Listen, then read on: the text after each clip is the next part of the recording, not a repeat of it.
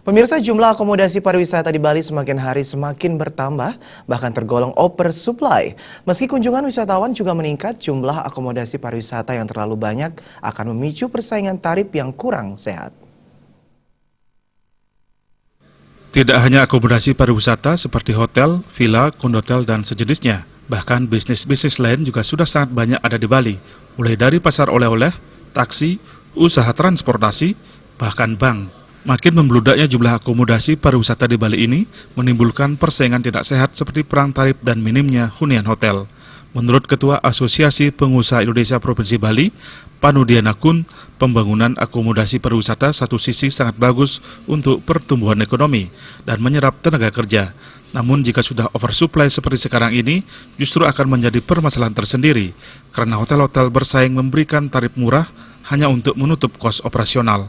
Banyaknya akomodasi pariwisata juga tidak diimbangi dengan penyediaan lahan parkir dan pembuatan jalan-jalan baru, sehingga imbasnya kemacetan lalu lintas kerap terjadi. Sudah jenuh apapun.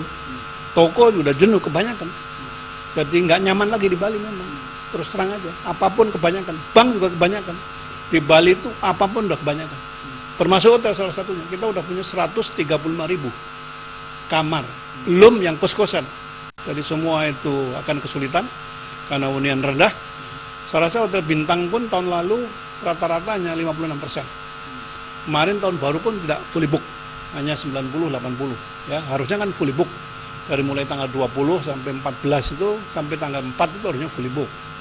Kalau katakan ya liburan 2 minggu kan gitu ya. Ditambahkan Panudianakun, tidak hanya hotel, bahkan kini banyak tumbuh bisnis hotel bergaya kos-kosan elit dengan pasar turis asing yang disewakan per tahun. Panudianakun mendesak pemerintah segera menata dan mengendalikan kondisi ini dengan membuat kebijakan untuk mengatur dan tegas menerap aturan demi kelangsungan pariwisata Bali. Riasa Bali TV.